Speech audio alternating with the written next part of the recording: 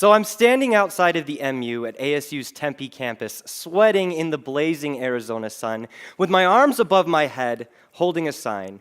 And in front of me is a crowd of angry students, yelling, shouting insults, and mocking, not me, but my nemesis who stands across the way, Brother Dean Saxton. And they're angry at him because he's holding a sign advocating that girls from ASU deserve sexual assault.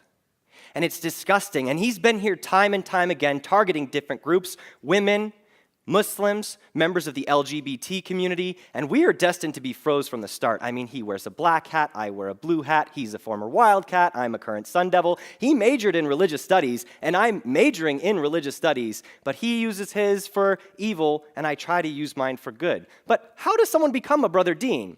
Well, isolating themselves into homogenous communities of people who look, think, and act like they do, and they start othering every group that's different from them, leading to ignorance, intolerance, bigotry, and hatred, which ultimately leads to acts of violence as they commit atrocities against people who are different without any empathy, compassion, or respect for their differences.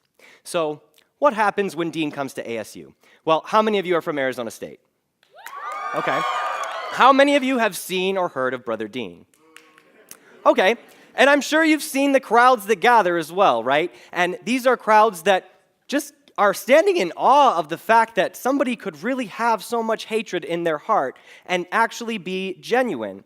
But this is who Dean is. And when we see him on our campus, some people are entertained, some people find it amusing, they take pictures, they laugh it off. But if you're one of the people being targeted by what Dean says, let's just say it can really ruin your day. And I watched this for 4 years until finally I was fed up. And I went to my friend, my mentor, my teacher, Dr. Neil Lester in Project Humanities, and I asked to borrow a sign of my own. And I wrote down, "Sun Devils are better together." And every time Dean showed up after that, I would be there too, not to engage with Dean, but to engage with that crowd.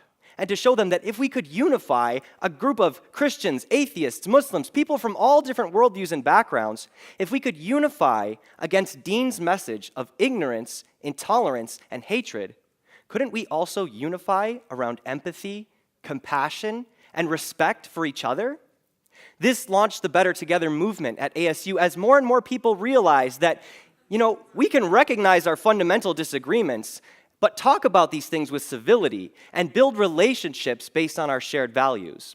And meeting new people, that is really the purpose of Sun Devils Are Better Together, or SUNDAP, as our members affectionately call it, which is a student organization at all 4 campuses at ASU where we bring people from different religious and non-religious identities together to create friendships and just learn about each other's worldviews and traditions.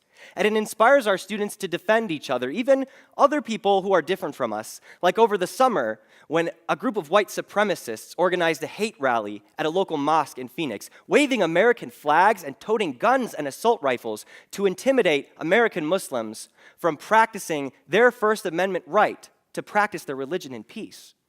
But we don't just chase around Brother Dean and organize protests. We want to show people the beauty of diversity at ASU. We're the largest college in the country. We have thousands and thousands of Christians, Catholics, Mormons, Muslims, Jews, atheists, agnostics, Hindus, Buddhists, Sikhs, pagans, Unitarian Universalists. And if we could all just come together and build bridges with each other, we could be better. And so as the organization grew, so did our mission and our vision. And not only do we meet weekly to, learn about each other and build those relationships, but we also do community service together and putting our beliefs and our convictions in practice, and we do this with Project Humanities and Dr. Lester every other week in downtown Phoenix with a clothing drive for the homeless. So people sometimes come up to us and want to thank us for what we're doing.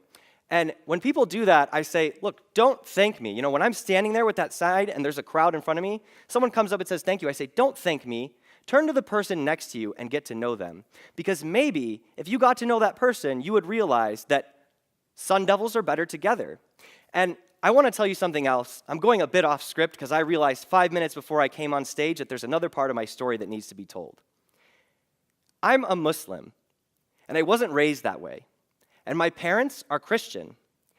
And the day on October 3rd, 2014, when I came home after taking Shahada and converting to the religion of Islam, when I walked in the door and was greeted by my parents, That was the first time they ever met a Muslim, their own son. And something is wrong because our communities have all these people together. So, I want to thank you for taking the time to listen to me. And of course, I want you to check out Sun Devils Are Better Together. But I also want you to leave here today meeting someone new, because maybe you'll realize that human beings and Sun Devils are better together. Thank you.